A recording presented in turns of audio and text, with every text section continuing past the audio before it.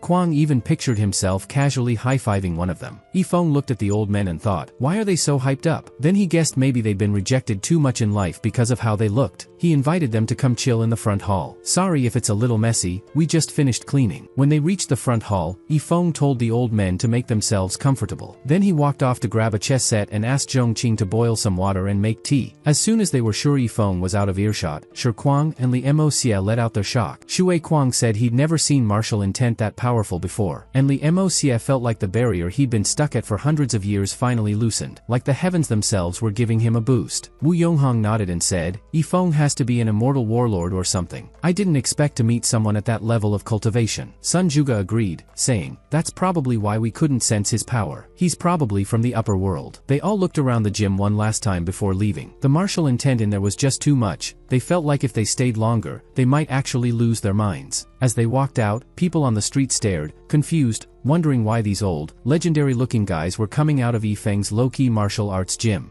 Kwang sighed and said, man, what a missed opportunity. Wu Yonghong quickly warned him, don't get greedy. Just stepping inside that gym was already a huge blessing. A few minutes later, Yifeng walked out of the house and saw the four old guys just standing outside. He asked them what they were doing there. Kwang said they came in such a hurry that their feet were still muddy, so they stayed out. The other three nodded and agreed. Yifeng didn't make a big deal out of it. He figured they were just honest farmers, so he let it go. Then he said he was gonna make lunch and told Zhongqing to hang the signboard and help the elders if they needed anything. As soon as Zhongqing finished putting up the sign, the elders just stared at it, all emotional. They thought Yifeng was super thoughtful for using a sign with a softer energy since he knew they wouldn't understand the intense martial vibes inside the hall. They were seriously impressed. People walking by looked at the elders crying and were like, okay, y'all crying makes you look even more rough. Meanwhile, over at the Xuanwu sect, a messenger told Xuanwu that the soldier he sent out had come back alive. Xuanwu was hyped. He didn't expect that. The guy, Zhang, reported that the dude in the martial arts gym had no crazy powers. He said he was just a regular guy. Xuanwu didn't buy it at first and asked if Zhang was lying, but Zhang swore he wasn't. He said he provoked Yifeng, but the guy acted just like a normal person the whole time. Zhang also said that if Yifeng really was some martial arts master, there'd be no reason to pretend like a regular guy. That info totally shook Xuanwu. Then Zhang said he didn't think Wu Chen and Wu Feng were actually dead. Probably just a misunderstanding. But even before seeing Yifeng in person, Xuanwu was already annoyed. He thought Yifeng was just trying to look tough. Zhang said they should make Yifeng beg for mercy to prove a point. Ling Yaoer offered to go check things herself, but Xuanwu told her not to bother. If Wu Chen and Wu Feng weren't dead, they were probably hiding inside the gym. So now, Xuanwu wanted to see what was really inside the place, and if it could actually finish someone, he wanted to find out if it could finish him. Then boom, everyone in the Xuanwu sect grabbed their weapons. Following Xuanwu's command, they all charged toward Yifeng's martial arts gym. They ran through the streets, shoving people and flipping tables. Regular folks ran off screaming. When they got close to the gym, Ling Yaoer told Xuanwu to look. The four old men at the gate might be part of some trick. But Xuanwu just said the arrows were already loaded. No turning back. He told her to stop talking and said he'd lead the charge. Then he ordered his people to watch closely and make sure no one got out alive. Then Xuanwu straight up attacked the four old men, yelling that they must be Yifeng's relatives. He said they were dumb for not backing off when death was literally right in front of them. He even threatened to wipe out the gym along with them. But one of the old guys, Wu Yonghong, got annoyed and snapped back, asking who had the guts to ruin their chill time. When Xuanwu got a better look at him, he paused, like, wait, who is this crusty-looking dude? As Xuanwu got closer, he suddenly felt a cold sweat. He could feel it. These old men had serious martial energy. That's when he realized who they really were. They weren't just any old guys. They were legendary martial ancestors. There was Li Moxia, who had this crazy sacred abacus. Then Kwang, a total psycho who wiped out his own sect and wore their skulls like trophies. Sun Juga was born with broken energy paths but learned dark arts and flipped his whole destiny. And Wu Yonghong? Bro lost it after being scammed and straight up leveled an entire city. Nobody could stop him. Xuanwu completely freaked out. He had no idea why these legendary old madmen were guarding a random gym. Before he could figure it out, Sun Juga grabbed his leg. Seeing that creepy hand, Xuanwu thought, yup, this guy's insane. Ling Yaoer noticed something was off and rushed in to help, but slammed into an invisible wall. Xuanwu's eyes went wide. His people couldn't reach him. Sun Juga spoke up, calling the Xuanwu sect members weaklings for trying to mess with a gym that Yifeng just cleaned. Then things got wild. A floating skull showed up and started releasing gas. Ling Yaoer freaked out. She knew that stuff was bad news. As the gas spread, her clothes got shredded and the people behind her started melting. In seconds, the weaker sect members literally crumbled into dust. Ling Yaoer got lucky with just some damage inside. Xuanwu nervously laughed and bowed. He tried to play it cool and asked what the elders were doing here. But instead of answering, Wu Yonghong asked him where he got the nerve to even try attacking them. Xuanwu quickly panicked and said it was all just a big misunderstanding. He swore he meant no disrespect. Then he admitted he just wanted to take down Yifeng's little gym, that's all. Wu Yonghong and Shirkwang just stared at him, their killer energy rising fast. Shirkwang said, Xuanwu couldn't be forgiven for trying to destroy Yifeng's place. Xuanwu freaked out. He begged them to chill, saying they were just young and dumb. He swore they never meant to mess with them on purpose. Just as the three old guys were about to end him, Wu Yonghong stopped them. He said sure, they could destroy Xuanwu and his crew easily, but that would leave a mess, and Yifeng just cleaned the place. He added that Yifeng would definitely get mad if he saw all that mess. Xuanwu started thinking. The guy the old men were talking about had to be the real owner of the martial arts gym. Then Limo Xie told him straight up, they could have ended him on the spot for disturbing their enlightenment, but they wouldn't do it, because they were standing on Yifeng's ground. Xuanwu quickly admitted his mistake, trying to stay alive. But now he really wanted to know, who was this Yifeng guy? Shirkwang asked him to confirm if he was really Xuanwu from the Xuanwu sect. Xuanwu said yes. Then Shirkwang told him, even if his ancestor Xuanwu Jiashan were still alive, he wouldn't dare mess with this place. He asked Xuanwu if he really thought he was stronger than his own ancestor. Then out of nowhere, Yifeng casually walked out of the house. Turns out he remembered eggs were on sale next door. Then Shirkwang looked at Xuanwu and told him to wipe his dog's face clean so it wouldn't hurt his eyes. The old men respectfully greeted Yifeng. Yifeng just said he was headed out to buy ingredients and joked that a clean face would get him a bigger discount. Xuanwu was shocked. These legendary old men were calling Yifeng Mr. Feng. Wu Yonghong tried to explain why Xuanwu came, but Yifeng cut him off and said, no need, I already know. Now Xuanwu was seriously confused. These old legends were acting like Yifeng's students, but Yifeng still looked like a normal dude. He couldn't figure it out. Yifeng said he already knew everything, and the old men admitted they were just talking too much. Yifeng said it was fine. He even related to Xuanwu, reminded him of that one time when an old guy kept nagging him for not giving up his seat on the bus. Then Sun Zhuge asked Yifeng what he wanted to do with Ning. Yifeng was confused, like, why were they asking him? Xuanwu smiled nervously. He realized his life was now in Yifeng's hands. Sun Zhuge said Yifeng had the final say since it was his gym. Yifeng didn't really want to deal with it, but since they insisted, he said Xuanwu had to face the consequences of his mistake. Still, he added that the younger generation deserves a shot. Maybe Xuanwu would learn something from this. After that, it was up to fate. Then Yifeng said he was in a hurry and literally just ran off, telling the old guys to take care of the rest. Yifeng felt good about dipping before things got messy. He knew old folks were the toughest to argue with anyway. Xuanwu stood there in shock. He couldn't believe Yifeng just let him live. The four old men thought Yifeng was giving them a signal, like, watch Xuanwu for now, but don't take too long. They also thought it was Yifeng's way of showing he was kinda mad. Xuanwu had no idea what was going on and wondered if he was allowed to leave now. Then Limo Xie suddenly said they almost messed up. He reminded them that Yifeng had been chill with them, so they shouldn't embarrass the younger generation too much. Shirkwang said they went a little overboard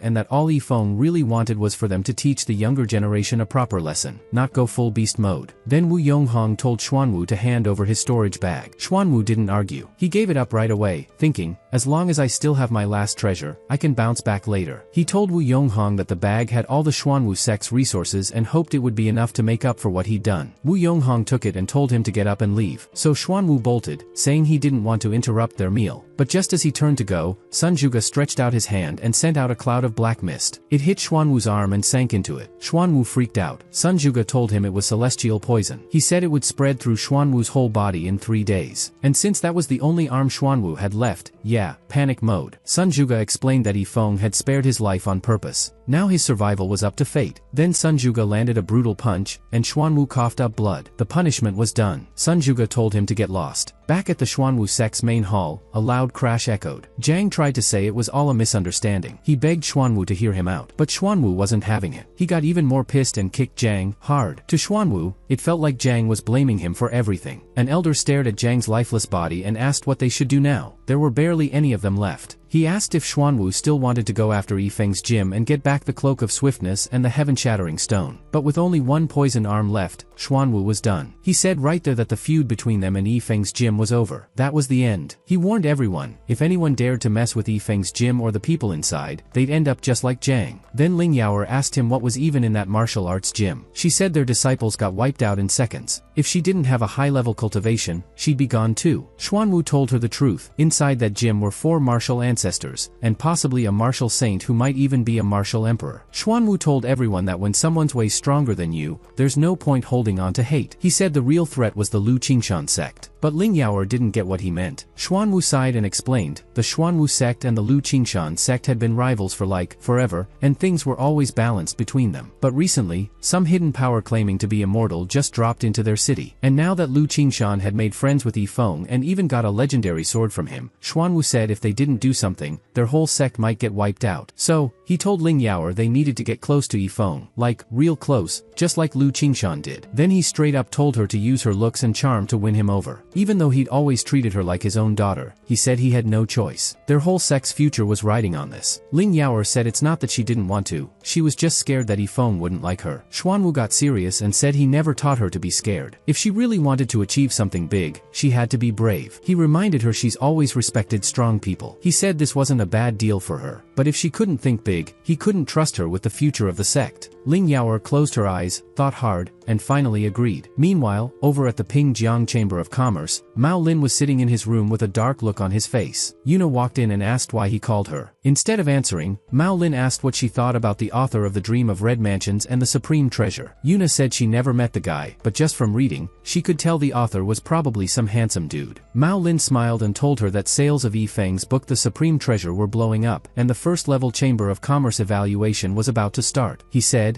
as her dad, he wanted her to get close to Yifeng. He messed up earlier, and now, this was his only shot to fix things, by basically offering his daughter to Yifeng. Yuna said he didn't have to explain. She understood, and she was down for it since Yifeng seemed like a good guy. Back at the Xuanwu sect, Ling Yaoer was thinking the whole honey trap idea was actually kinda smart. Whether it worked or not depended on if Yifeng liked her or not. Then Yifeng came home. Zhongqing greeted him and said the 4 old guys had left some stuff for him. Half of it was a thank you gift, and the other half was for fixing that rake earlier. Or Wang Kai looked at all the stuff, super rare treasures, and thought, this guy Yifeng is really built differently. He hadn't even lifted a finger but was still out here collecting treasures like it's nothing. Yifeng looked disappointed. He said the old man should have just given him money instead of leaving him a bunch of useless junk, stuff even Wang Kai wouldn't want to play with. But then, Yifeng unfolded an old umbrella, and froze. It looked familiar. Wang Kai started sweating. He had no idea why Yifeng reacted like that. Then Yifeng said something random, like Basajuan trained in a cave for 1,000 years and became immortal. Zhongqing was super confused. Wang Kai just stared at Yifeng, totally impressed. Yifeng got embarrassed real quick and told them to forget it. He said, you wouldn't get it, it's called cosplay. Then he told them to help him move the stuff into the utility room. Later, while Wang Kai was staring at the door, he suddenly freaked out. Ever since Yifeng went inside, he'd been feeling some super scary energy coming from that room. Yifeng just patted his head and said, good boy. Wang Kai was like, bruh, why doesn't this man care? He kept wondering what was inside the room, but it was locked up tight, and honestly, he didn't feel brave enough to even try. A little while later, Lan Shui and Ying showed up at Yifeng's martial arts gym. Ying asked if Yifeng was there, then said he came to give him an invite for the yearly poetry conference. Lan Shui warned him to chill with his words, said Yifeng had been in Jiangping City studying mortals and planning something big. Those two things? Total no-go zones. Ying said not to worry, he knew what he was doing. When they went in, Yifeng asked why he was personally delivering the invite when usually the event was too elite for him to even get in. Ying replied, dude, your book The Supreme Treasure blew up. Everyone loves it. You're a whole celebrity in the Jiangping literary scene now. He said if Yifeng showed up, it'd be a big deal for the poetry world. Yifeng was like, cool, I'll come. Let's see if your culture's got more heat, or if my 5,000 years of heritage still wins. The poetry conference kicked off on the riverbank in Jiangping City. All the young literary talents pulled up. No one cared about family background or power here, just pure writing skill. Then someone shouted, yo, the 4 talents of Jing are about to perform. They started dropping verses like, friends from far away are like rare pearls. There's a way to heaven, but if you don't walk it, you'll never grow. My love for you is like the ocean, deep, wild, and unbreakable. It was all about passion, wisdom, and vibes. Yifeng heard those lines and looked kinda confused, but the people behind him went wild, saying the poems were amazing. One guy asked if those 4 dudes were really the top talents of Jiangping. Yifeng grabbed him by the collar and yelled, wake up, man. As Yifeng walked off, some other guys started reciting love poems to a girl. One said, out of a million stars, you shine the brightest. Another said, love is like a river, it keeps flowing and makes dreams come true. But the girl, Ling Yaoer, just ignored them. She had been checking out Yifeng's habits so she wouldn't mess up his goal of living a normal life. She even disguised herself as a regular person. When she got close, she pretended to trip just to get Yifeng's attention. Nobody had ever ignored her charm before, so she thought Yifeng wouldn't either. Yifeng looked at her, kinda worried. Ling Yaoer smiled, thinking it was working. But instead of helping her, Yifeng dodged and ran off. The 4 talents of Jiang Ping caught Ling Yaoer instead. One of them wondered how anyone could resist someone like her. But Ling Yaoer was annoyed and kicked all 4 of them. They told her not to worry and promised they'd take care of her. Then she looked at Yifeng again, eyes wide. That's when another girl walked up to Yifeng. She said she was happy to finally meet him and introduced herself as Yuna, daughter of the chairman of the Pingjiang Chamber of Commerce. But Yifeng just kept walking and said, "Hey." He didn't like that she was from the chamber. Yuna tried to stop him, but another woman jumped in and said Yuna had no right to talk to Yifeng after everything she did. Yuna clapped back, asking who this woman even was. The woman replied, "I'm someone you can only dream of being. You're not worthy of getting close to Yifeng." Then someone in the crowd was like, "Why are 2 gorgeous girls into this guy? He's not even that good looking." And suddenly, a guy with a sour expression started reciting, "Lemon fruit on the lemon tree. You and me under the lemon tree." His buddy hyped him up, and he looked proud. Out of nowhere, a woman yelled, "Yifeng, you jerk." It was Peng Ying. She asked why he always followed her and told him to back off. She said if Wuji saw them together again, all her hard work would be ruined. Peng Ying blamed Yifeng for the way Lan Shui embarrassed her, but Yifeng didn't care. He just said there was nothing left to talk about. Peng Ying thought Yifeng was acting all self-righteous and told him not to think too highly of himself just because he wrote a book. She said he was just a regular guy, and Lan Shui from the Lu Qingshan sect wouldn't always be around to protect him. Then she called him trash who would never be good enough for her, a cultivator from Lu Qingshan. Yifeng stopped walking. He said her speech was decent, but he still wasn't gonna turn around for her. Then he told her the mountain's high, the river's long, so they should just stay out of each other's way from now on. But Peng Ying didn't stop. She got even more mad. She said she hated how he acted innocent like he was better than her, and that someone like him was only good for guarding his broken-down martial arts gym. She also said no girl would ever look at a guy like him. Yifeng had enough, but before he could say anything, someone slapped Peng Ying. It was Yuna. She stood in front of Yifeng, staring her down. Peng Ying got heated. The people with her were shocked that a regular girl dared to slap a cultivator. Yuna quickly hid behind Yifeng, nervous that Peng Ying might attack. But Peng Ying was too busy thinking about how her powers could crush them like bugs. She didn't even see another slap coming. This time, it was Ling Yaoer. Peng Ying yelled and asked who she was. Ling Yaoer just said she was a fan of Yifeng. That made Peng Ying even more annoyed. To her, Yifeng was just some guy who wrote a book, so she didn't get why these girls treated him like a legend. Then Peng Ying smiled like she lost it. She said even a pretty girl was still a nobody without cultivation. She made fun of mortals for being weak. A red aura started forming into a sword in her hand. Ling Yaoer looked at Yifeng and said, "Let me handle her. This is girl stuff." Yuna rolled her eyes. She knew Ling Yaoer was just using the moment to show off. Peng Ying thought Yuna was talking to her and snapped, saying Yuna was the one who started all this and deserved a bigger punishment. Yuna turned pale and said, "I wasn't even talking to you." But Peng Ying said it was too late. Since Yuna hit her, she wanted her to kneel down. Yuna shook as she said no. Peng Ying slashed her sword in the air just to scare her. Seeing Yuna freak out made Peng Ying laugh. She said, "An ant's just an ant." Then she turned to Ling Yaoer. Since her slap hurt more, Peng Ying thought she deserved even worse. She charged at Ling Yaoer with her sword, but from the look on her face, things didn't go how she expected. Peng Ying couldn't believe Ling Yaoer actually caught her sword. Then Ling Yaoer twisted it, making it hurt so bad that Peng Ying had to let go. The sword flew into the tile behind her. Ling Yaoer asked if her own sword was really that hard to handle. Then she said, "If a 9th level martial artist can't even hold her sword, are you sure you deserve to be called a cultivator?" Ling Yaoer raised her hand and started slapping Peng Ying over and over, asking if she was even worthy. Peng Ying didn't answer. She just asked who Ling Yaoer was. Ling Yaoer stopped and asked again, "Do you really think you're a cultivator with that weak level of skill?" Peng Ying looked dazed and finally said, "I don't deserve it." Right when Peng Ying said that, Ling Yaoer kicked her in the face. Watching it all happen, Yifeng thought to himself that girl fights were brutal. Peng Ying landed in the river with a big splash. Ling Yaoer turned and greeted Yifeng right after. She said she was glad he remembered her. Yifeng thanked her for the help. He thought back to when Ling Yaoer first showed up at his gym. He found her kinda weird back then. The second time they met, she did some strange moves too. But now, he figured maybe she really was just a fan of his book. Ling Yaoer got flustered. She didn't expect Yifeng to talk to her like that and couldn't even get her words straight. She thought maybe that's why he had been cold to her before. Seeing her struggling to speak, Yifeng told her it was fine and she didn't need to worry. Then he thanked Yuna too. Ling Yaoer, deep down, thought that even the entire Xuanwu sect wasn't worthy of Yifeng's attention. Yuna said Yifeng was being too polite and that she didn't even help that much. But Yifeng told her not to be so humble. As a thank you, he offered to treat both of them to dinner. Ling Yaoer and Yuna agreed right away. The guys in the crowd couldn't believe what they were seeing. Then Peng Ying came crawling out of the river, crying her eyes out. Yuji showed up and walked over to her. But when Peng Ying turned her face toward him, he got freaked out by how swollen she looked. He straight up punched her, thinking it was someone else wearing her clothes. Peng Ying tried to explain it was really her and begged him to get revenge. She said Yifeng and his fans beat her up, but Yuji just glared at her, then kicked her away. He said there was no reason to help someone whose face was already messed up. He even said it was a shame he hadn't had a chance to use her yet. Then he called her bad luck. After that, Pengying felt like everything around her was fake. She thought everyone saw her as worthless. First Lan Shui, then Ling Yaoer, and now Yuji. They all looked at her the same way. Just then, a whirlpool started forming in the river. Pengying sat there wondering what she did wrong. All she wanted was to live her life, grow stronger, and be respected. She asked herself, was that really too much to ask? Yuji was totally caught off guard when Pengying suddenly jumped at him. I mean, he'd treated her like trash, walked all over her. But Pengying told him straight up that she was sticking to him forever. No escape. As they both got swallowed up by this giant whirlpool, Pengying swore that if there's an afterlife, everyone's gonna pay. Then we switch scenes. Yifeng walked into his martial arts gym and saw Wang Kai just staring at the utility room, looking super spooked. Yifeng noticed he'd been acting weird lately and asked what was going on. Wang Kai barked, yeah, literally barked, and Yifeng started sweating. He looked at the room and could still feel this creepy, heavy vibe coming from inside. Suddenly, Yifeng's eyes lit up like he just had a realization. He told Wang Kai to chill and make himself at home, saying he'd figure something out. But deep down, he was sweating even more, cause he thought Wang Kai was,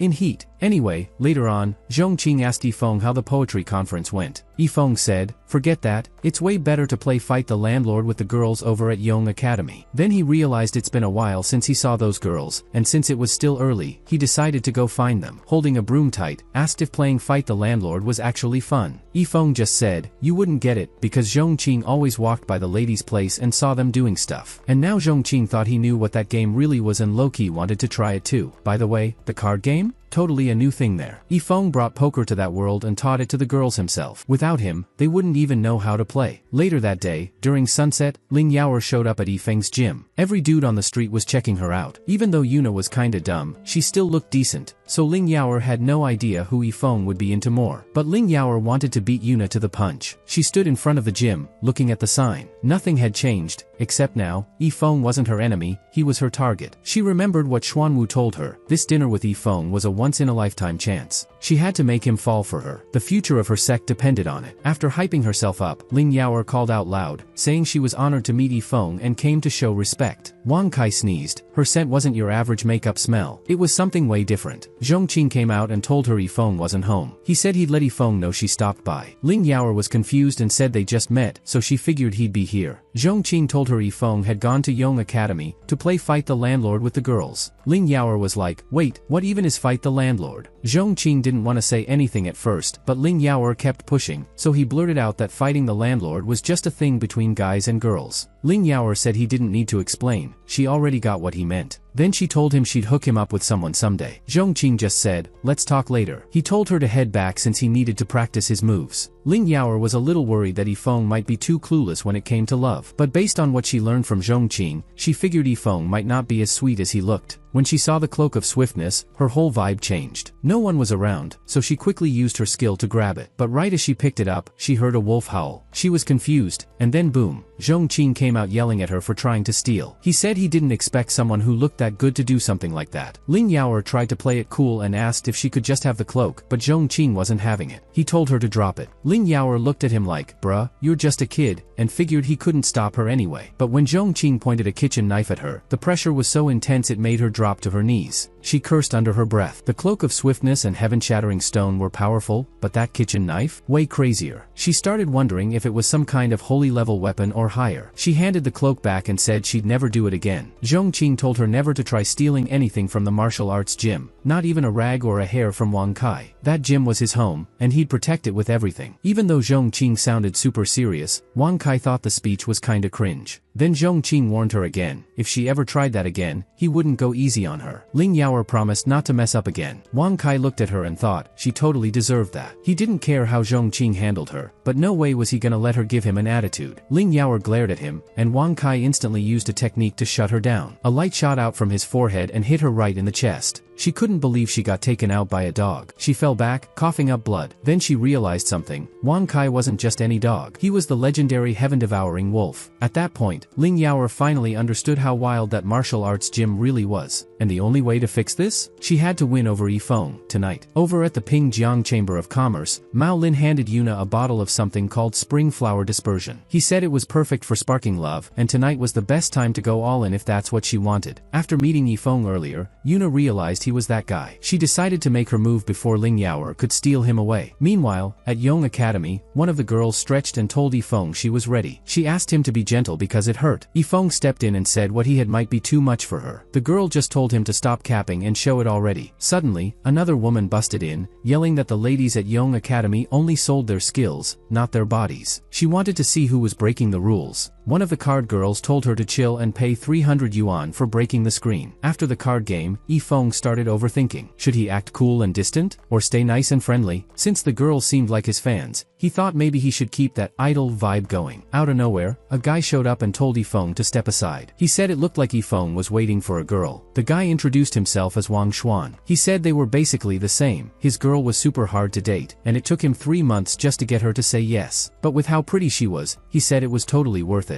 Then a woman walked in, and Wang Xuan quickly waved and called her Xiaoyu. He told Yifeng he wasn't flexing, but no one in Jiangping could compare to her looks. When Xiaoyu asked if he knew Yifeng, Wang Xuan said, "Nah, he's just a dude waiting on someone." He told her he said Yifeng could admire her from afar, cause she wasn't basic, she was like a stream of flowers. Then the shop owner suddenly noticed someone else walking in and got all excited. It was Yuna. He welcomed her, saying she lit up his place like flowers and lights. Then he saw Ling Yaoer and said she clearly wasn't just any random girl either. Yifeng waved at both of them, and when the shop owner saw that, he realized they were Yifeng's VIP guests. He told them Yifeng had booked the best seat in the whole place, which totally matched their status. Wang Xuan saw all this and realized, yeah, he and Yifeng were not on the same level. Later, inside the room, Ling Yaoer got a little tense when she saw Yuna offering Yifeng some food. But when she realized it was just food, she smiled. She thought, tonight, I'll show her that being cute means nothing when I've got the charm. Ling Yaoer leaned in and offered Yifeng a glass of wine. He grabbed it and drank it all in one go, thinking, you gotta respect the table once it's served. Ling Yaoer thought that now that he drank her wine, Yifeng would totally be hers tonight. But then Yuna slid in again and asked Yifeng to try the food once more. She told him to drink slowly and not get too tipsy, so nobody could take advantage of him. Yifeng told Yuna not to worry about it and said she didn't have to help. He felt like he was about to get hypnotized by a fairy, so he tried to snap out of it, blaming the long walk for making him weak. Then Ling Yaoer asked if she could give him a shoulder massage. Yifeng felt like his blood was gonna catch fire. In his head, he was like, Amit Ba, God bless, hallelujah. Then Yuna suddenly grabbed his foot and said she knew a massage trick too. She promised she'd make his blood burst, in a good way. Yifeng tried to stop her, but she told him to chill and just enjoy it. He was like, if I scream, I lose, so he held it in. But the pressure was too much. After a second, he pulled his foot back and screamed. He yelled at both Yuna and Ling Yaoer, asking if they were done messing with him. Ling Yaoer didn't get why she was being yelled at too. Yifeng quickly told them not to take it personally. He said he didn't mean it and that he just wasn't used to this kind of stuff. Then Ling Yaoer got his attention and asked him to fight the landlord with her that night. Yifeng was like, wait, you've done this before? She said no, it'd be her first time doing it with him. Yifeng said fighting the landlord could get addicting and that one night might not be enough. He told her, as long as she promised not to cry no matter how intense it got, they'd get a room and keep going until they were satisfied. Ling Yaoer got flustered, but she was clearly into it. Then Yifeng said doing it with just the two of them would be boring. He told her they needed 3 people. Then he looked at Yuna and asked her to join. Yuna didn't want to leave them alone, so she agreed. Ling Yaoer was confused and asked if he really meant 3 people. Yifeng said yeah, that's how you fight the landlord. He added that if there were 4 people, it'd be even better. Ling Yaoer was like, Yifeng, you're really good at this. Yifeng told Ling Yaoer it wasn't a big deal, just something he did every day. Then he asked the waiter to get them a room and to send someone to his martial arts gym to tell Zhongqing to bring the stuff they needed to fight the landlord. While Yifeng was chatting with Yuna and saying he'd teach her, Ling Yaoer was silently thinking that Yifeng didn't look special, but she could feel he was hiding some real power. She was glad she wasn't the only one noticing it. Later, when Yifeng went to the bathroom, Ling Yaoer explained to Yuna what fighting the landlord actually meant. After hearing it, Yuna told Ling Yaoer they should drop their drama and just have fun with Yifeng. Around midnight, Yuna poured some spring flower drink into a cup and said she wanted to share it with Ling Yaoer. While Yuna was talking to a messenger, Ling Yaoer burned a talisman. At the same time, back at the Xuanwu sect, another talisman started burning in Xuanwu's hand. It had Ling Yaoer's message. She planned to connect deeply with Yifeng that night, and after that, the Xuanwu sect would rise again. Xuanwu started laughing and said he didn't care what tricks Lu Qingshan had used to earn Yifeng's trust. He was gonna be the one who won in the end. A chubby elder asked why he was so hyped, and Xuanwu said Ling Yaoer already had a grip on Yifeng, and after tonight, she'd be his girl. He said if Yifeng had a great time with Ling Yaoer, then all their past beef would be squashed, and their sect would gain major benefits. The other elders got excited too, saying that if this plan worked, they'd become the #1 sect in all of Jiangping, and Lu Qingshan's crew would be done for. Meanwhile, at the Pingjiang Chamber of Commerce, there was a meeting going on when a messenger came in asking for Mao Lin. He quietly told him that Yuna had used the spring flower drink, and the next morning would be their big win. One bald elder sighed and said no one in their group had any idea how to fix their problems, and if this continued, they'd lose their top spot as the #1 Chamber of Commerce. But after hearing the messenger's news, Mao Lin suddenly yelled out. One of the elders asked what made him so excited. The other said unless he had figured out how to beat the Bao Feng chamber, they might need to find someone new to lead. Mao Lin just gave them a look and said they were joking if they thought he couldn't handle one guy like Yifeng. Then he dropped the bomb. He said Yifeng was about to be engaged to his daughter, and soon, Yifeng would have to call him father-in-law. The elders were shocked and didn't believe it. But when Mao Lin asked why he'd lie about something like his daughter's future, they all went quiet. The elders told Mao Lin that since Yifeng had become his son-in-law, it was totally fine for him to work with Mao Lin in the Pingjiang Chamber of Commerce. They praised Mao Lin, saying he was super wise and the chamber was counting on him for the future. They even joked that he should have told them earlier instead of making them stress for nothing. Meanwhile, Yifeng and the girls headed into the room the shop owner had set up. Yifeng checked the table and thought, yup, this is strong enough, they won't be able to lift it. Then he called the girls over. When the action started, Yuna asked, wait, are we really doing this fight on the table? Yifeng just replied, where else would we do it? Yuna and Ling Yaoer were totally shocked by how chill and direct he was, but they sat on the table anyway. Yuna asked, so, how do we start? Yifeng told them to scoot over and said, rules are simple. Then he pulled out a deck of cards. Yeah, he was talking about playing cards the whole time. The girls just froze, mouths open. They totally misunderstood. They thought something else was about to happen. And now they were just sitting there, super embarrassed. Like, can the ground just swallow us right now? Yifeng said gambling like this was kinda boring, so he told them to place bets. Nothing too crazy, just something decent. He dropped his favorite dagger on the table. Ling Yaoer couldn't tell what it was exactly, but she could tell it was way above an imperial grade item. She started feeling the pressure, especially since their storage bag was gone. So, she brought out her twin sabers, a big deal, like a last hope kind of treasure, and placed them on the table. She asked Yifeng, is this bet good enough? He said, yeah, that'll do. She started wondering if Yifeng really just saw all weapons as toys, like he didn't care if he won or lost. Even though the whole plan kinda flipped, Ling Yaoer and Yuna still thought it could work out. They just needed the drug to kick in. Ling Yaoer focused up. She was thinking, if I win the dagger, I'll make my master proud. Yuna pulled out a piece of copper and asked Yifeng if she could use it as her bet. She figured if the others were throwing down daggers and twin sabers, she had to bring something solid too. The copper had a strange energy, and she guessed it might be a key to some kind of secret realm. Ling Yaoer wasn't sure if Yuna was clueless or just acting dumb on purpose. But either way, she was sure she'd end up with all the items on the table. Yuna, on the other hand, thought the copper wasn't useful to her, so if she could trade it for 2 treasures, that was a win. Fast forward a few hours, the sun came up and a loud bang scared off a chicken. Yifeng dropped his cards on the table like a boss. He'd been winning all night and honestly forgot how many times he'd beat them. Ling Yaoer started panicking. If she lost, she couldn't go back to her sect with nothing. And Yuna was biting her lip, realizing she might be about to lose the top treasure from her group too. Yifeng stood up and told them to take a break. He'd be back in a bit. But the girls were already struggling. The spring flower drink they took earlier was starting to kick in hard, and it was only getting stronger in daylight. Yuna looked at Ling Yaoer and said, whether you're human or immortal, no one escapes basic human nature. They knew if they didn't make something happen with Yifeng that night, things were gonna get real bad for them. Just then, Yifeng came back and casually said they should keep playing since it was almost dawn and he was tired. When he reached for the treasures, the girls both tried to grab theirs first. But Yifeng asked, what, you can't give it up? They quickly said, we lost, we accept it. Yifeng nodded and said the stuff was whatever, they could always win it back next time. He told them that winning streaks are sacred, and if he broke it now, no one would take him seriously later. Yuna grabbed his arm and said he'd been playing so long, he hadn't even had a sip of water. She offered him a drink. Yifeng poured water for everyone and told them not to be shy. Ling Yaoer and Yuna were surprised but didn't hesitate. They drank, thinking maybe this would help them impress Yifeng. At this point, they figured they were halfway in, so they just had to wait for the rest to play out. Yuna asked if teaching students all week didn't tire him out. Before Yifeng could answer, Ling Yaoer jumped in and asked if there was anything else he wanted, saying they didn't need to pretend anymore after playing cards all night. Yifeng started feeling weird, hot, dizzy. He took off a layer. Seeing that, the girls got hyped, thinking this is it. Ling Yaoer grabbed his shirt, held it up to her face, and said it smelled nice. Yifeng noticed how red her face was and asked if she had a fever. Then Yuna stepped in and said, "You know the saying, one spring night's worth 1,000 coins, and that his breathing had totally given him away." Yifeng was shocked. He didn't think they'd figure it out. Yuna pulled his hand toward her and thought, "This is where I win or lose it all." Ling Yaoer gave her a look, thinking if Yuna pushed it too far, she'd take her down with her. Yuna wanted to prove herself to Ling Yaoer, but she froze when Yifeng suddenly grabbed her shoulders. He whispered that he actually needed to use the bathroom again, even though he just went. He said it was some kind of health thing, and he couldn't hold it anymore. Then he told the girls, "Believe it or not, I gotta go. It's serious." He walked out, saying he had to answer nature's call. Yifeng thought he should always explain stuff like that so people don't get the wrong idea. The girls were too shocked to stop him. Yuna asked Ling Yaoer what they should do next. The effects of the spring flower mix were starting to hit hard. Yuna was nervous. She didn't know what would happen if Yifeng didn't come back soon. Then suddenly, Ling Yaoer grabbed her hand and kissed her. Yuna was stunned. Ling Yaoer backed off and said she didn't mean to, it was just the effect of the drink. Her body felt like it would explode if she didn't let it out. Yuna got scared and told her to hang on until Yifeng came back. But Ling Yaoer laid her down on the table. She knew she shouldn't, but her body wasn't listening anymore. She started losing it. Her brain was saying, "Don't do it," but her body said, "Whatever." Yuna tried to push her away. Wine spilled all over them. Yuna tried to explain that she didn't mean for that to happen, but Ling Yaoer didn't care. She didn't say a word and kept going. They just let the wine keep pouring out of the bottle. While Yifeng was out using the bathroom, Ling Yaoer and Yuna ended up kissing and doing things. After letting everything out, all three of them felt kinda free. Yifeng came back and froze the second he saw what was happening. He stared with wide eyes, mouth open. Then he quickly turned around and left the room, apologizing for walking in. Still in shock, he thought to himself, there are so many beautiful girls in the world, but none of them were his. So he just went home to take care of the dog. Later, at the Pingjiang Chamber of Commerce, Min heard Yuna's report and literally coughed up blood. Mao Lin couldn't believe Yuna not only failed her mission, but also gave away a valuable treasure, and had her first time with a girl. Yuna told her she didn't expect it either. Mao Lin fell into total despair, thinking everything he worked for was ruined. At the same time, over in the Xuanwu sect, Xuanwu heard about what happened and was like, "Wait, all Ling Yaoer did was hook up with a girl?" When he asked her about the twin-star dark sabers, she admitted she lost them in a fight with the landlord. Xuanwu punched his chest out of frustration. While laughing like he lost it, he said all their efforts were pointless. He started coughing up blood, and the elders told him to chill. Then, he told Ling Yaoer to go to Xuanwu Cliff and reflect on her mistakes. For a whole year, she wasn't allowed to leave. Meanwhile, over on Shanhao Mountain, birds were just vibing and building nests. Behind the mountain, 4 old guys were walking through a canyon. Shirkwang asked Limoxia where the treasure was. Limoxia said it was super close and that Shirkwang should have noticed it by now. Then Sunjuga said that even though the canyon looked calm, it was actually pretty sketchy. Out of nowhere, thick green vines shot out from the canyon walls. They wrapped around a rectangular spell that Limoxia activated, trapping Shirkwang, Wu Yonghong, and Sunjuga. As Wu Yonghong's 9-tooth holy rake got snatched away, he yelled at Limoxia. But Limoxia just thanked him and said, "Any treasure I see? It's mine now." Limoxia told them the spell wasn't just natural, it was from a battlefield 30,000 years ago. Back then, all the big powers were fighting,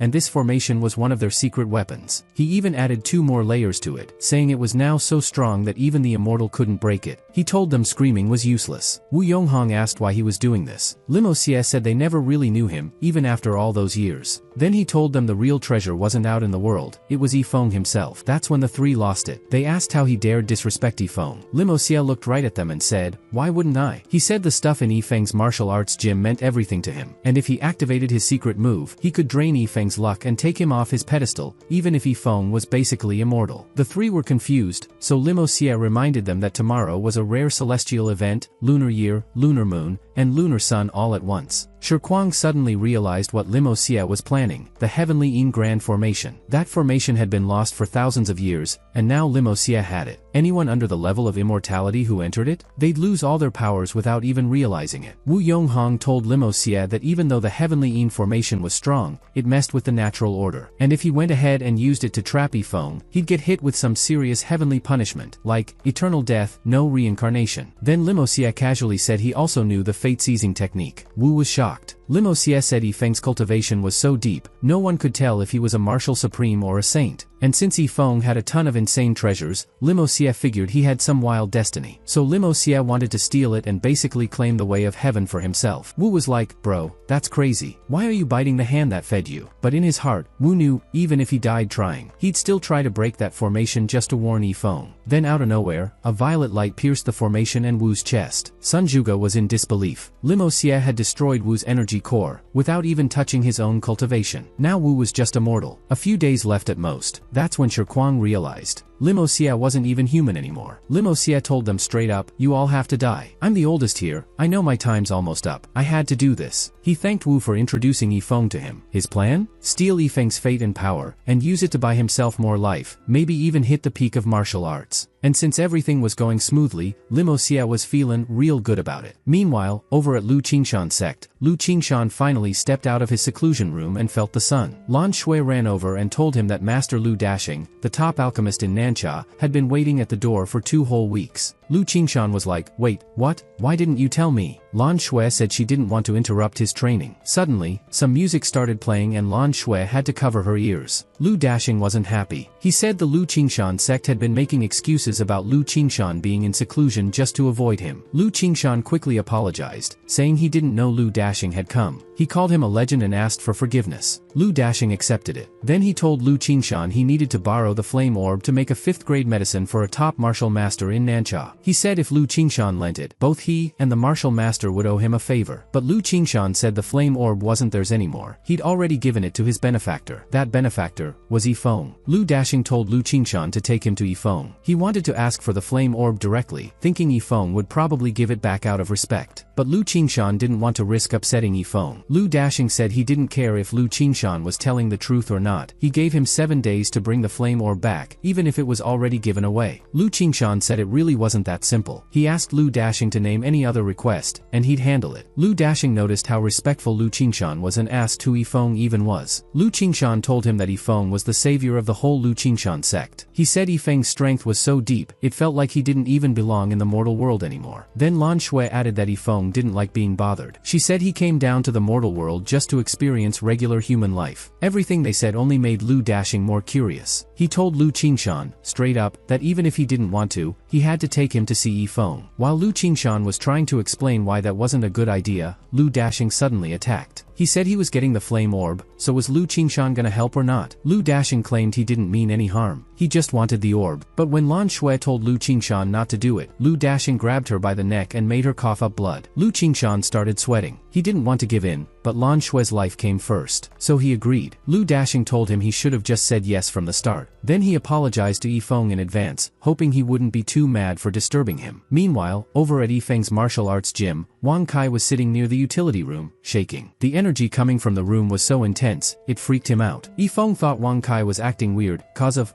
some personal urges. So he decided to just remove the root of the problem. But controlling Wang Kai wasn't gonna be easy. Yifeng braced himself. Then Wang Kai suddenly ran off. Since following Yifeng, he had leveled up like crazy. He was now a martial king. But even at that level, the energy from the utility room still terrified him. He stared at the door, waiting for something to come out. He had no idea if it was a monster or something way worse. Then, snap, the lock broke. The door slowly opened, and that crazy energy flooded out. Yifeng cursed, clearly annoyed. Wang Kai? He started crying. The first thing he saw was a skeleton leg. Then the full body, a small humanoid skeleton, stepped out. Wang Kai's soul practically left his body. He hid behind Yifeng's leg while Yifeng just stood there, staring. Even though the skeleton looked lifeless, Wang Kai could feel that it was dangerous. Like, really dangerous. He didn't get how a dead thing could move or give off that much pressure, but it did. The skeleton pointed at Yifeng, trying to say something, like it was calling him some kind of weird thing. Yifeng didn't even flinch. He just punched it and told it to quit creeping him out. Then he started yelling at the system, saying it was trash for not teaching him how to make money or level up, and that the reward he got was just a broken piece of junk. He went on, saying all the skeleton did was float around like a ghost, laughing and screaming, scaring the daylights out of him. Yifeng said, "No point talking to me, man. You got a half-working brain or something. It was locked before, and now it's just wandering around." Wang Kai watched, shocked that this creepy skeleton he was once scared of was now getting tossed around like a toy. After Yifeng got tired of beating it up, the skeleton tried to talk, but it was just random noises and nonsense. Yifeng told it to speak clearly and punched its head off. The skull rolled away, and when it tried to put it back on, Yifeng pointed out it was backward. The skeleton quickly turned it around and fixed it. Then suddenly, a cloth dropped over it, and it let out some strange sound like it was surprised. Yifeng sighed, saying this day sucked. He told the skeleton to wear the cloth and stop going around scaring people. The skeleton made a sound like it agreed. Since the weather was super nice, Yifeng told Wang Kai and the skeleton to chill in the yard while he went to the door to enjoy the sun. He had no idea what to do with this skeleton. At first, he thought about leaving it as a decoration, but then remembered it actually moves. Then he thought about cooking some walnut dishes to vibe with the weather. Seeing that even the skeleton couldn't handle Yifeng's punches, Wang Kai still couldn't figure out why Yifeng kept it around. But when Yifeng thought about walnuts again, he remembered the skeleton and decided not to cook anything. The skeleton felt kinda abandoned, again. Meanwhile, up on the roof near Yifeng's martial arts gym, Limosia was watching. He had set up a whole ritual with formations, chakra gates, and all that. He looked pumped. He said it was the perfect time, place, and setup. He stared at Yifeng and said, "Sleep as much as you want now, cause you're gonna be out cold after this." Then the weather changed. Clouds rolled in, thunder started, and it began raining. People grabbed their laundry and ran home. Limosia started chanting his spell. Heaven and earth responded, light burst through the sky, and evil got cleared out. Everything switched to the Yifeng side. The sun came up, the moon dipped, and even the stars looked like they were reversing. Big beams of light shot down and surrounded Yifeng's gym, and at that moment, Limosia began sealing Yifeng's cultivation. Limosia said that even if it was a full power strike from a top-tier martial expert, without any cultivation, Yifeng would have been toast. When the sword was almost fully formed, Limosia dropped it straight at sleeping Yifeng, ready to end him. He thought once Yifeng was gone, all the treasures would be his. Yifeng was knocked out cold and didn't even notice the sword coming down. Then, Limosia felt how crazy powerful the heavenly Yin formation was. Since Yifeng didn't move at all, Limosia assumed his powers were totally sealed. He got hyped, thinking there was no way Yifeng could dodge. But the moment the sword touched Yifeng's skin, it just rippled. The sword didn't even wake him up. Limosia was shaking. The sword, his strongest move, just vanished like it was nothing. It looked like Yifeng had just absorbed it. He couldn't figure it out. If Yifeng's cultivation was really sealed, how did he stop the sword? Even if the formation had a flaw, there should have been some reaction. But nope, the sword just faded on contact. That really messed with Limosia's head. Then it hit him, if Yifeng wasn't a martial supreme, he had to be at least a martial saint. So even without his powers, his body was still tough as heck. Limosia said he liked that kind of fight. Taking out a strong guy was way more satisfying than stepping on a weak one. So, he spit out this nasty death goo, thinking that no matter how strong Yifeng's body was, this stuff would eat through it. He said once it got inside Yifeng, even if he got his powers back, he was done for. But suddenly, boom! Yifeng woke up, clapped his hands, and straight up erased the death goo. Then he looked around and said, "Where did these annoying bugs come from, messing with my nap?" Limosia turned pale. He remembered Wu Yonghong's warning. If he used that formation to mess with Yifeng, he'd get hit with eternal punishment, no afterlife, no reincarnation. And just like that, Limosia coughed up blood. His gut told him to get out of there, fast. He fled to a floating island and took a break, still trying to process what just happened. He couldn't believe it. The formation should have worked. Yifeng's powers should have been locked. But clearly, they weren't. Limosia was shaking. His plan totally backfired. Even without powers, Yifeng somehow slapped his death goo like it was nothing. That death goo was known to be unbreakable, even top-tier martial artists couldn't damage it. But Yifeng did it casually. Limosia figured Yifeng's fate must have become so strong that nothing could shake it anymore. Since he lost, Limosia tried to dip. But then, boom, some cloaked figure popped up in front of him, just floating there. Not wanting to mess around, Limosia asked who he was. The cloaked guy just grinned and said, "You trying to leave?" Limosia couldn't see his face, but the pressure was unreal. He thought maybe Yifeng had come for round 2. Limosia decided the only move was to run. But just when he thought he got away, the cloaked guy popped up in front of him again. He asked the same question, but got no reply. That freaked him out. He thought, if it's really Yifeng, why the mind games? So he attacked, yelling that he was the strongest martial artist of his generation and that whoever messed with him should be ready to pay for it. Then, boom! Huge explosion on the floating island. Far away, Lu Dashing sensed the energy and rushed over, leaving Lu Qingshan behind, who just thought, bro's way too hyped to join the party. Back on the island, Limosia started laughing, thinking he'd won. He bragged about how strong he was. But then the dust cleared, and the cloaked dude was just standing there, not even scratched. Limosia freaked. If his strongest move didn't do anything, there was no point fighting. He turned to run again, but out of nowhere, a giant black hand smacked him hard. He screamed, asking, "Why are you doing this? I don't even know you." The cloaked guy said, "You really think we got no beef?" Limosia asked what he meant. Now he was starting to believe this really was Yifeng. But the guy said, "I'm not the master. I'm just the servant." Limosia just stared at the cloaked guy, mouth open, eyes wide. He couldn't believe someone that strong was just Yifeng's servant. He said Yifeng might actually be an immortal. But the cloaked guy replied, "My master's not an immortal." Limosia quickly agreed, saying immortals don't show up in small places like this. Maybe the formation messed up. But then the cloaked guy revealed his face and said, "My master's above the immortal." Limosia was like, "No way, above the immortal control the laws of heaven and earth. Even immortals are like ants to them." He just couldn't believe the real above the immortal would even show up here. Then the skeleton popped in and said, "Why not? I'm also above the immortal, and I'm just his servant." Limosia said he was full of it. You think the immortal are just lying around like cabbages? He thought the skeleton's bones were just a disguise. But then the skeleton grinned, bam, lightning struck Limosia out of nowhere. And it didn't stop there. His whole body started freezing. It snowed, then lava burst from the ground. Then a tornado spun him through the air and slammed him to the ground. Limosia shouted, "Was that the law of nature?" The skeleton didn't answer. He just said, "If you don't believe me yet, I have more to show you." Then the skeleton used a regression spell. Limosia started flashing back. He saw the girl he loved confess she liked someone else. He remembered bragging about wanting to be rich, and how shady people tried to raise him as a weapon because of his spiritual roots. Then, fast forward, he aged instantly. His young hands turned old and wrinkly. That's when he finally believed the skeleton could use time, and that meant he really was above the immortal. Bored, the skeleton decided to end it. Limosia's body started falling apart. Right before he faded completely, he apologized and wondered how he'd been dumb enough to try and rob above the immortal. Right after, Lu Dashing saw everything. He watched the skeleton wipe out Limosia like it was nothing and totally freaked out. He tried to run, but the skeleton appeared right behind him and asked, "You think that was funny?" Lu Dashing panicked. "Nah, bro, I was just passing by. I'm the top pill refiner in Nansha. I make imperial level pills." Lu Dashing begged the skeleton to spare him. He even offered to work for it. The skeleton looked at him and asked, "You really think I need some high-tier pill?" Lu Dashing realized how dumb he sounded and apologized fast. Then the skeleton told him, "Slap yourself 100 times or you'll regret it way worse." Without thinking, Lu Dashing agreed and started slapping himself like crazy. He was like, "Bro, who did I just mess with?" He came to watch the fun and ended up being the joke. Right then, Lu Qingshan showed up and was like, "Yo, what did you do to deserve this?" But Lu Dashing didn't explain. He just said, "Get lost." Lu Qingshan figured something weird was going on in the family and dipped. Later, Yifeng woke up from a long, chill nap and noticed the weather was sunny again. He asked Zhongqing, "Where's the skeleton?" Zhongqing said, "Last I saw, it was inside the gym." Yifeng's face dropped. He knew the skeleton was out causing chaos again. Meanwhile, over in Jiangping City, a bunch of women were out shopping and trying on beauty stuff. Then out of nowhere, a strong breeze blew up their skirts. The skeleton zoomed through the crowd, eye socket glowing gold. It actually took off its skull and held it under a woman's skirt like a total creep. The skeleton felt like his eyes were getting blessed. He even reached out, hand shaking, about to touch her. But right before he did, Yifeng showed up and kicked him hard. "Shameless freak," Yifeng yelled. People nearby were like, "Yo, is that dude beating up a skeleton?" Yifeng picked it up and just ran off. One of the women told her friend, "I felt hot all over," then it stopped. Her friend said, "Probably the wind, right?" Later that day at Yifeng's gym, he said, "That skeleton's like a cockroach. I've trashed it, buried it, even locked it up. Nothing works." But now he had one last trick to finally get rid of it. He said, "Today we'll see, either this thing dies or I go insane." The skeleton slowly peeked out from under a cloak,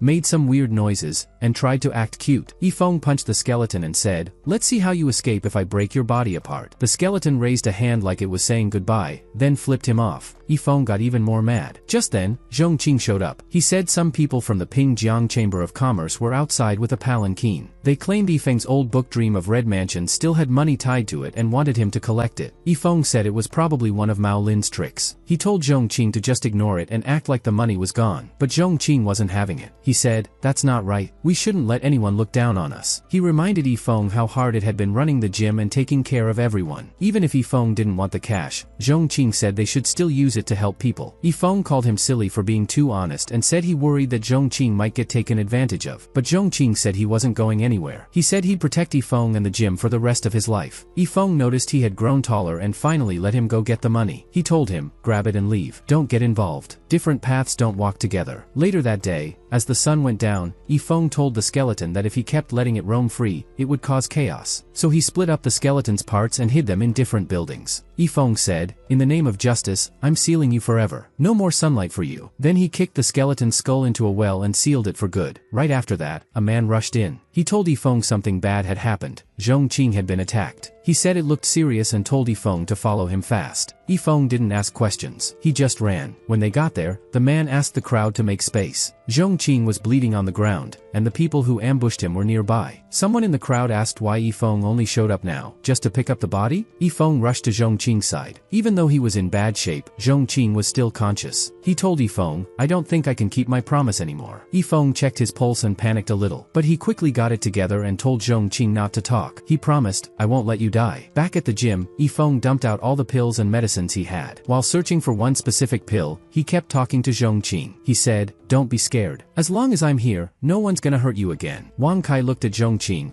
who was coughing up blood nonstop. He could tell, Zhong Qing's wounds were too serious for a normal person. He was on the edge. Wang Kai was thinking hard. The only thing that could save Zhong Qing now was the rare fairy grass. Zhang was barely hanging on, sweating and gasping. Yifeng quickly gave him a resurrection pill from the system. But Wang Kai knew that pill only kept a little bit of life in the body. Fairy grass was all based on luck, and even Yifeng might not be able to find it in time. Yifeng looked at Zhong Qing and told him to rest, promising he'd be okay when he woke up. Then Yifeng clenched his fists. He had made a promise, no matter what it cost, he'd make the people who did this pay. Meanwhile, at the Pingjiang Chamber of Commerce, a guy was getting roasted. They called him useless for messing up a simple job. He said he didn't mean to blow their cover. The second Zhong Qing saw they were trying to hurt Yifeng, he jumped in and started throwing hands. He took out several of their guys with just his bare fists. Mao Lin wasn't having it. He shouted that they were always making excuses. His son, Mao Yi, told him to chill and let him handle it. But Mao Lin had bigger problems. The rest of the board didn't want him to stay chairman. He figured that if he couldn't get Yifeng on his side, taking him out would solve everything. Mao Lin said he'd already done a lot, even giving up Yuna just to become president. Then 3 men walked in behind Mao Yi. Mao Yi told his dad not to worry. These 3 were martial spirits from the Explosive Heaven faction, and they were ready to handle Yifeng directly. When Mao Lin heard that, he got excited. That meant they didn't have to worry about Luo Li, a disciple of the Lu Qingshan sect. But he still felt uneasy. Yuna had told him something about how Yifeng felt off. Mao Lin just shrugged it off. He said, even if he's special, he's still just a regular dude. If he could actually beat cultivators, he wouldn't be working some basic job downtown. Mao Lin then asked how much it cost to bring those 3 guys in. Mao Yi told him not to stress. They didn't want money or treasure, just 100 pretty girls. Mao Lin was shocked for a sec, but then smiled and said, fine, take 200, just make sure Yifeng's gone. One of the men said that was cool, and after resting for a day, they'd take care of it. Later, over at the Baofeng Chamber of Commerce, Yin was all smiles. He said he was glad, and that with Yifeng showing up, the place finally felt alive again. He quickly told someone to bring tea for Yifeng. When the tea was ready, Ying offered some to him. The room went quiet as Ying waited for Yifeng to speak. He started overthinking, wondering if he'd messed up or if his group had somehow done something to upset Yifeng. Then Yifeng broke the silence. He asked, can your Chamber of Commerce take someone out? Ying was totally confused. He had no idea why Yifeng would ask that. So Yifeng explained, he wanted to deal with whoever was behind the people that almost hurt Zhong Qing. Ying was shocked. He couldn't believe that even with Yifeng's status, someone had still dared to mess with his disciple. He thought that if they didn't handle this carefully, and Yifeng went off on his own, the whole city could end up wrecked. Yifeng asked again if there was a way to handle it through the chamber. Ying started sweating, trying to think fast. Since it was taking too long, Yifeng said he was willing to pay any price if that's what it took. Ying quickly replied, there is a way. Then he asked who the culprit was. Yifeng said he thought it was someone from the Pingjiang Chamber of Commerce, but they didn't have proof yet. They needed to look into it. He added that his only condition was getting the person behind it all. Ying nodded and promised they'd do everything they could. As soon as the talk ended, Yifeng left. Ying told his butler to get the horses ready. They were heading to the Qingshan sect. When Ying met with Lu Qingshan, he explained everything. Lu Qingshan got so mad that a huge boulder near him exploded from the pressure of his energy. He was furious. He knew Yifeng must have been holding back a ton of anger if his disciple almost got seriously hurt, so Lu sent one of his people back to the city right away to investigate. He said the Qingshan sect would take full responsibility for the situation. Later, Lu gathered all the key members in the main hall. Once they arrived, Lan Shui stood up and spoke. She said Yifeng's heart was usually calm, like still water, but once he got mad, he could wreck everything in his path. She reminded them that even though Yifeng had the strength to destroy the whole continent, he held back because he didn't want innocent people getting caught in the mess. Lan Shui said it wasn't right to just let him swallow his anger and get walked over. Then Zhu stepped up. She said Yifeng had done so much for the Qingshan sect, but they had still let something like this happen in their own territory. And he didn't even tell them directly, he went through the Baofeng Chamber of Commerce instead. Zhu said if Yifeng had taken action himself, none of them would have been able to stop him. The disciples in the hall all started shouting, fired up. They believed if they couldn't stand up for what was right, then being cultivators meant nothing. Yifeng had always helped them when things got bad. Now it was time to return the favor. They all knew that if they didn't calm Yifeng's anger, the Qingshan sect might not even survive what came next. Lu Qingshan gave the final orders. No one who laid a hand on Zhong Qing gets away. I don't care who they are. Then he told them to open the Great Mountain Shield, notify the 12 elders and 18 guardians, and send out the 36 heavenly deities and the 72 earthly demons. Lu Qingshan announced that all disciples from the 108 halls under the sect would head down the mountain, led by Zhu Yun. He said everyone who messed with Yifeng would regret ever stepping into their world. That kind of mobilization had never been seen before, not even during the big clan wars in Jiangping City. Right after that, the Baofeng Chamber of Commerce shut down all its shops. Every door was closed, and they started sending out waves of intel agents. Outside the city, Lu Qingshan read a letter from the Baofeng Chamber of Commerce that had arrived by pigeon. When he saw the words, Pingjiang Chamber of Commerce, his face turned red with anger. The Qingshan sect crew could barely hold back. Their energy felt sharp and intense. Meanwhile, over at the Pingjiang Chamber of Commerce, someone rushed in and told Mao Lin that something serious was happening. Mao Lin snapped at him for interrupting, especially while the three martial spirits were still drinking. The man explained that their spies had seen the Baofeng Chamber shut down and get ready to move against Pingjiang.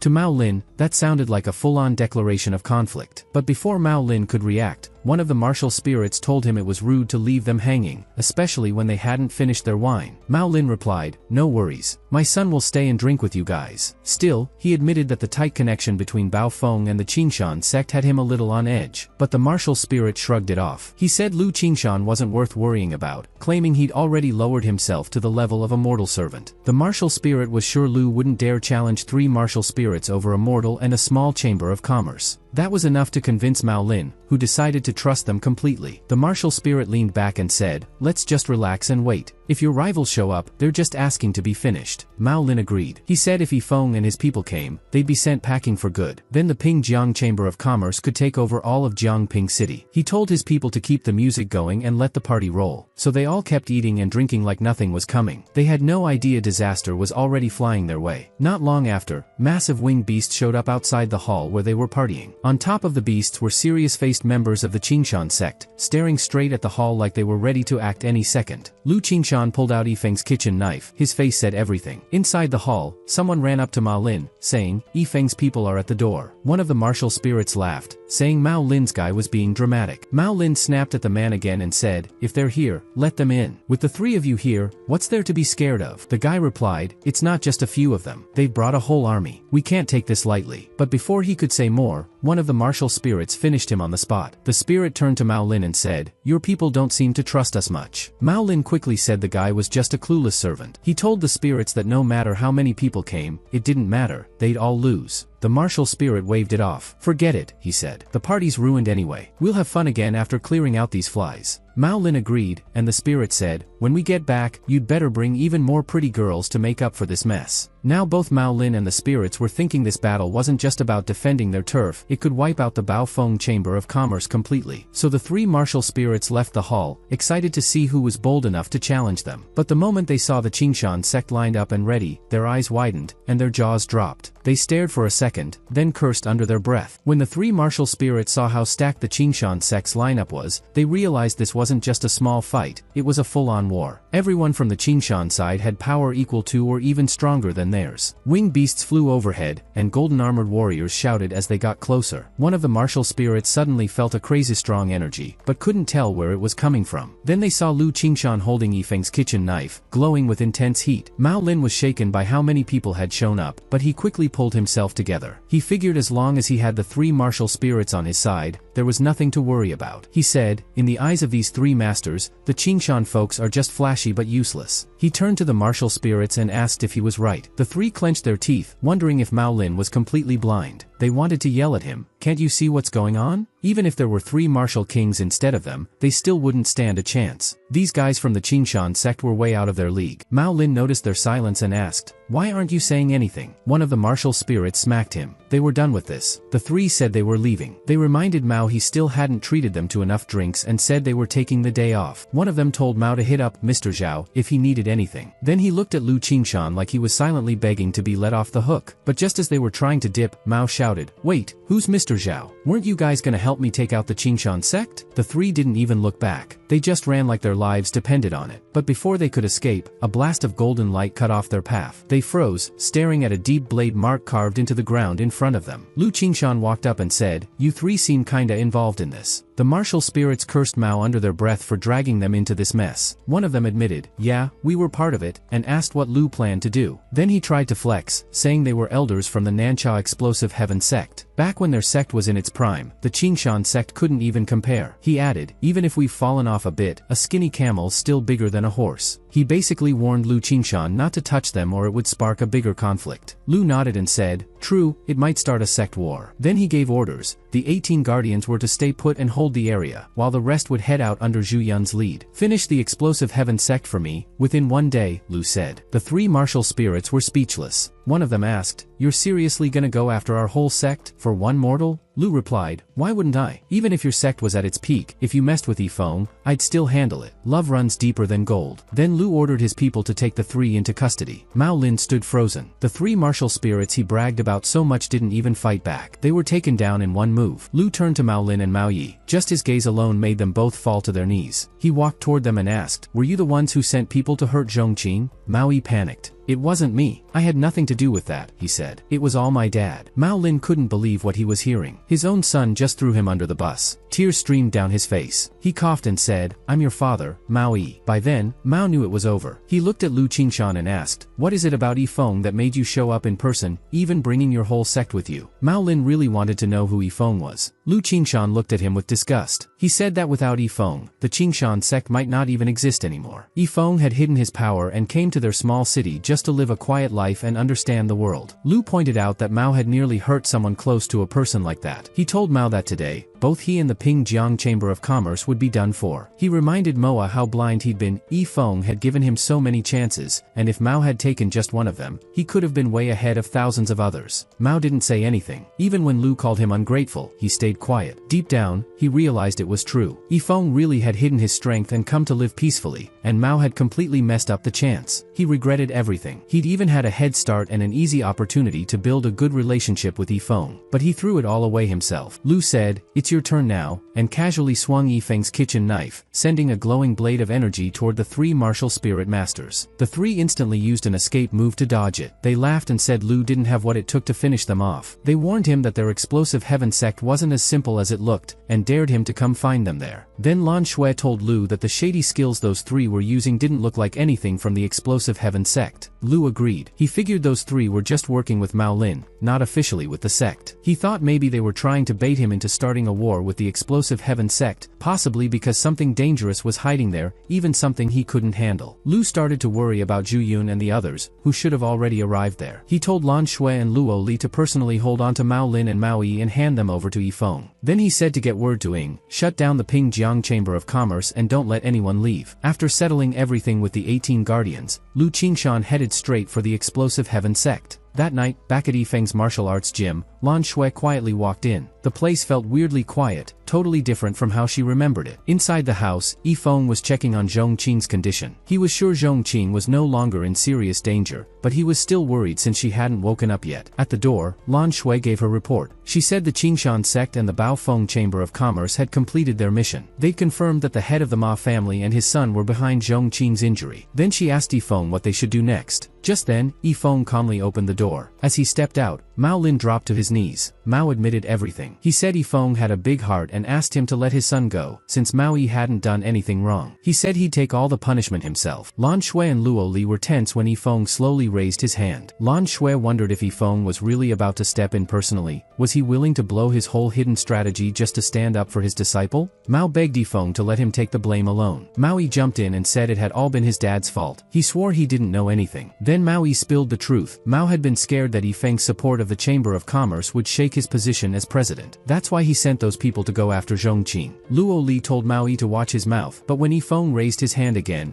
everyone went quiet. They waited for him to speak. Yifeng looked at Mao and said, "Your life and your dirty actions aren't enough to make up for hurting someone as pure as Zhongqing." He said he had no choice but to return the consequences to Mao. Mao stepped in and begged him again. He said his son had nothing to do with it, but Yifeng replied that his feelings, good or bad, had nothing to do with Zhongqing either. Then Mao Yi shouted at his dad, "Weren't you the one who always said there was nothing in this world you wouldn't do for me? And now you're just using me to clean up your mess?" Mao Yi pleaded with Yifeng, saying that if anyone should be held responsible, it should be the one who made the choices. Then, while everyone watched, Mao suddenly ran straight toward a tree, trying to end it all himself. Just then, Yuna showed up. She shouted at Mao not to hurt himself. Mao Lin and Luo Li were shocked to see her. No one expected her to come. Yuna got down and begged Yifeng to spare both Mao Lin and Mao Yi. She said she'd pay any price. Mao Lin asked Yifeng to show mercy for Yuna's sake, and then apologized to her for leaving Mao Yi in her hands. After saying he'd pay for all his mistakes with his life, Mao Lin slammed his head into a tree. Yifeng looked down at Mao's body with a tired, sad expression. Yuna went pale, totally shocked by what just happened. But Mao Yi, acting like Mao wasn't even his dad, turned to Yifeng and said, "Congrats on finishing off the real problem." Then he asked, "So, can I go now?" Yifeng replied, "I already told you, I wanted the one behind everything." He thought back to how messed up Zhongqing had looked in that alley after the attack. Then he said, "Your dad's life wasn't even enough to settle that score." As he quietly stood over Mao's body, Yifeng wondered if Mao would have spared him if their roles were reversed that day. Yifeng closed his eyes, clearly bothered by everything that had just gone down. Thinking Yuna might still be upset, he said, "If you want to take revenge, I won't stop you." But Yuna replied, "My brother had nothing to do with what happened to Zhongqing. And now that Mao's gone, the Pingjiang Chamber of Commerce has nothing to do with our family either. The debt's paid. I won't come for you." Mao Yi, who was clearly losing it a little, looked at Yuna and asked, "Then, who's gonna buy me candy if we don't take dad with us?" At that point, the Pingjiang Chamber of Commerce was completely finished. Yifeng had gotten justice. Now, all he wanted was to wake up Zhongqing. Meanwhile, Lu Qingshan and the 18 guardians had arrived at the gates of the explosive heaven sect. They stopped when Lu noticed a strange energy barrier. As they got closer to check it out, they were shocked to find Zhuyun and her group trapped inside. Zhuyun told Lu to back off. She said the explosive heaven sect wasn't as simple as it looked. Just then, a man suddenly appeared out of nowhere. He looked down on them and said, "You really brought your little Qingshan sect here to challenge us?" Lu Qingshan broke into a sweat. The pressure coming off this guy was insane. He and the guardians quickly realized the man was a martial emperor, way above their level. They were all immediately on edge. Trying to stay respectful, Lu asked, "What's your name?" The man said, "Yi Bei." Lu's eyes went wide. He remembered that name. Yi Bei was the genius who came out of nowhere in Nancha about 10 years ago. Back then, he reached the martial king level by age 20, then just vanished. A total legend. Now Lu realized, Yi Bei had been hiding inside the explosive heaven sect all this time. And in just 10 years, he'd gone from martial king to martial emperor. Lu couldn't help but wonder, who in all of Nancha could even keep up with this guy in another 10 or 20 years? Yi Bei looked at him and said, "Since you know who I am, you should accept your fate with some dignity." Then he suddenly attacked. Lu Qingshan barely held up a defense. He shouted, "We didn't mean to offend you. The only reason we came was because 3 elders from your sect messed with a senior." He begged Yi Bei to be fair, to not use power to protect people doing shady stuff while crushing those just trying to do the right thing. But Yi Bei snapped back, "You're the one who destroyed the bodies of my sect's elders and shook up our whole base just to provoke us at our own front door. So don't act like you're here for justice." Then he added, "By that logic, you absolutely deserve to be finished off." Lu Qingshan didn't back down. He said, "If you're just gonna take sides, then I'll fight you for the sake of my seniors." And as he pulled out Yifeng's kitchen knife, he said, "I hope you've really thought about the consequences." Yi Bei laughed and told Lu Qingshan that his attacks didn't work on him. But when a wound suddenly appeared on Yi Bei's face, that smug look disappeared. He was sure that someone like Qingshan couldn't possibly break through his defenses. That's when Yi Bei realized, Qingshan's kitchen knife wasn't just any regular weapon. It was a legit divine item. He told Qingshan straight up, "A weapon like that isn't for someone like you." Yi Bei said only he was worthy of using it. Then, in his ghost-like form, he dashed straight at Qingshan. Even though Qingshan had that powerful knife, his power level was still just at the martial king stage, just one step below a martial emperor. After a bit, Qingshan got hit hard and lost his strength. The kitchen knife slipped right out of his hand. He flew through the air, hit the edge of the array, and landed near Zhuyun. With no one left to block him, Yi Bei casually picked up the knife. He said, "This is mine now." Qingshan warned him. He said the knife was a gift from his senior, and if Yi Bei took it without permission, the wrath of that senior could wipe out Yi Bei's whole explosive heaven sect. That made Yi Bei pause for a second. He checked Qingshan's memories to see if this senior was real. He found out the guy's name was Yifeng, but to Yi Bei, he looked like just a regular person. So Yi Bei figured, can't be that strong. Still curious, he wondered what would happen if he messed with someone like Yifeng. Thinking Yifeng might have more valuable stuff, Yi Bei decided to borrow the knife to help his sect make a comeback. He left the Qingshan sect folks locked up and called them a bunch of losers, telling them they were on their own. Later, around sunrise, Yi Bei showed up at Yifeng's martial arts gym. Thanks to what he saw in Qingshan's memories, he already had some idea about the place. As he looked around, his eyes narrowed. He was getting ready to cause some trouble. But inside the gym, something started to stir. In the well where Yifeng had sealed a skull, strange sounds came out. The lid lifted a little, and electrical energy rippled out across the whole gym. A huge array formation kicked in, covering the whole place. The skeleton's array cancelled out the paintings and other defense systems in the gym. Yi Bei stood there, unimpressed. He blamed Qingshan for not remembering things properly. The signboard didn't give off any kind of aura, and the paintings felt totally fake to him. No power, no martial intent, nothing. Just empty hype, or so he thought. Yibei looked around and said everything in the martial arts gym was basically trash. The only thing kind of interesting was the heaven-shattering stone, and even that didn't impress him much. He started thinking Lu Qingshan had just hyped Yifeng up way too much. In his eyes, Yifeng was probably just a paper tiger, scary on the outside but weak inside. Yibei stepped right into the middle of the gym like it was his own. He figured this place was full of weapons just waiting for someone strong like him to take. He liked the setup and said out loud that just stealing stuff felt cheap. He'd rather take ownership fair and square. So, he decided to kick the ring and challenge Yifeng directly. He started kicking around the place, saying he'd do whatever he wanted, mocking Yifeng for pretending to be some mysterious expert hiding behind a stupid martial arts gym. Wang Kai sensed Yibei's pressure but figured it was fine and just kept sleeping. Eventually, all the noise brought Yifeng out. Yifeng asked, "What are you knocking around for?" Yibei tried to skin Yifeng's cultivation but couldn't figure it out. Then he said, "I'm here to kick the ring." Yifeng asked if he even knew what that meant. Yibei replied, "Kicking the ring means it's an open challenge. We fight, and the loser gives up the gym." Yifeng looked at Yibei, saw the confidence in his eyes, and just sighed. Then he turned around and said, "I'm not gonna fight you. You're not my opponent. Just leave." Yibei took that personally. He got mad and said, "You've got some nerve talking to me like that." He added, "Since I came to kick the ring, I'm gonna make you get kicked." Yifeng thought to himself that if someone came to kick the ring, it just meant a normal martial arts match, nothing life-threatening. Since Yibei wanted a mortal fight, Yifeng agreed, thinking he was basically unbeatable when it came to that. Yibei had been a prodigy his whole life. By 30, he became a martial emperor. Across the whole continent, there were only a few who could even compare to him. So when Yifeng, a so-called mortal, looked down on him, it drove him nuts. Yibei yelled that Yifeng was pretending to be too cool while still holding a vegetable basket like he was just running errands. Then he dashed at Yifeng with full power, not planning to hold back. He wanted to finish the fight in one move to show who was boss. Yifeng saw Yibei charging at him. His eyes widened a bit as Yibei's hand came flying in, but he dodged it like it was nothing. Yifeng said, "That was flashy. But let me tell you something, martial arts has just 3 rules, be quick, be smart, and don't hold back." Then Yifeng casually swung his arm and slapped Yibei so hard he went flying. He added, "All that flashy stuff? It's full of weak spots. You're all show and no substance." Yifeng looked at Yibei and asked, "Who are you even trying to show off for?" When the dust settled, Yibei was still lying flat on the ground. He couldn't wrap his head around how he lost so badly. He'd never been embarrassed like that before, so now he was even more determined to beat Yifeng. Yibei's eyes suddenly turned white, and a bright light shined from his forehead. He activated his ultimate move, Shadow Domain. His energy spiked, and he looked way more confident. He pointed at Yifeng and said, "You're done today." But the moment felt completely off when he got smacked by the vegetable basket Yifeng was holding. Yibei froze. He couldn't believe how all that energy he built up just vanished like that. Yifeng's expression darkened when he saw the weird look in Yibei's eyes. "Who are you staring at?" Yifeng asked. "And who told you it was a good idea to come at me like this?" Then he turned to him and added, "With your weak skills, you couldn't even beat Uncle Wang, my neighbor who sells cows." Yibei tried to say something, but it wasn't coming out right. Yifeng told him, "If you've got something to say, just say it." Yibei was beyond frustrated. He clenched his teeth, pulled out a glowing orb, a heavenly soul bead, and told it to go after Yifeng. He shouted, "You made me use this, and now you'll pay for it." But right as he said that, Yifeng casually stepped on the bead and crushed it. "You really thought this broken thing could finish me?" Yifeng said. That orb was a rare item from the explosive heaven sect, known to mess with people's spirits. For Yifeng to treat it like junk? That messed with Yibei's head. Yifeng looked at him and said straight up, "You're not winning this." And at that moment, Yibei finally got it. Yifeng wasn't someone you mess with. So, he turned to run. But without even looking, Yifeng kicked him hard and said, "I think people should be kind, just not to their enemies. Being nice to people who are against you? That's just being cruel to yourself." Even though Yifeng didn't see Yibei as a real threat, he couldn't just let him go, not in a battle where everything was on the line. Yifeng had never even hurt a chicken before, but now he was in a place where he didn't have much of a choice. He stepped on Yibei's back and pulled his arm. Yibei screamed, but Yifeng stayed cold. He had made up his mind, in this world, if someone chooses to hurt others, they better be ready to get hurt too.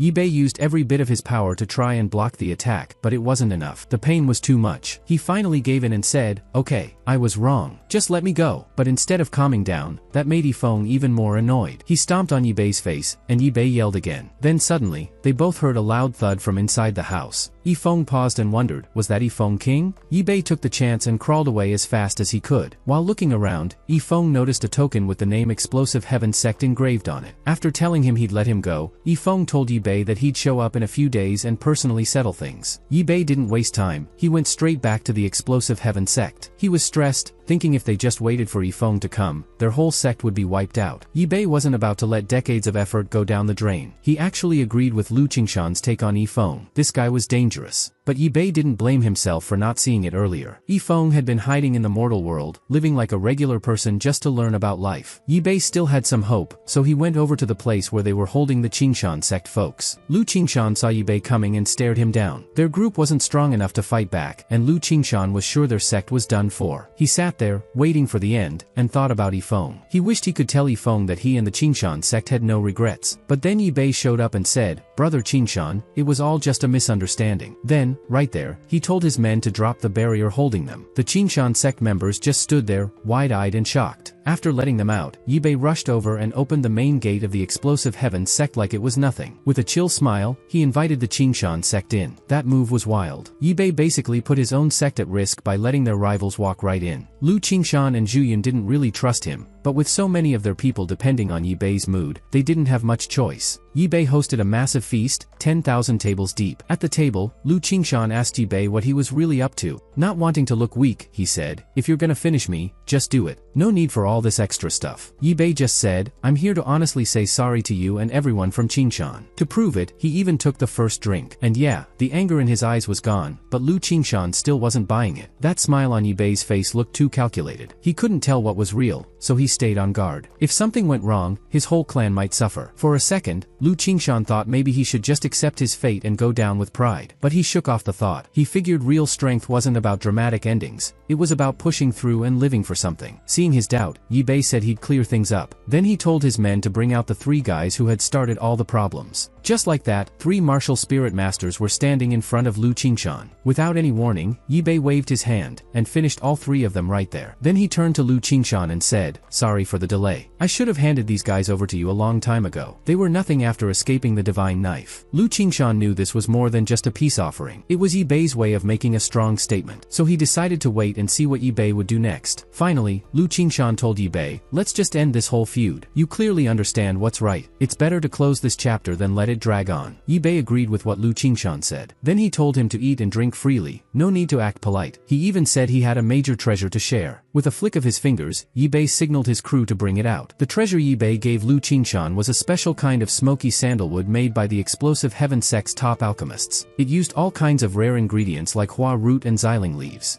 Bei said it was called Huazi Tan, or just Huazi for short. He wasn't bragging, but he told Lu Qingshan that only 20 pieces of Huazi could be made in a whole year. Just one puff of it could make someone feel like they were floating. One piece was worth more than 10 days of hard training. Bei asked Lu Qingshan to take it as a gift, so Lu Qingshan lit one and gave it a try. Right away, he felt stronger, and honestly, kinda proud. Bei handing over something that rare so casually showed just how deep the explosive heaven sect's roots ran. Thinking back to how full of himself Bei seemed when they first met, Lu Qingshan couldn't help but wonder, what made the Qingshan sect so special in Bei's eyes? He said, kind of awkwardly, "I guess I didn't word that right. How can you even afford stuff like this?" Bei replied, "If you say it like that, it sounds like you don't think much of my gift." They didn't say much after that. We just looked at each other for a while. Then out of nowhere, they both laughed and sighed like old friends who finally understood each other. Since Bei didn't say anything else or suggest they head back, Lu Qingshan figured he'd just go with it for now. He figured Bei would show his real hand eventually. At the same time,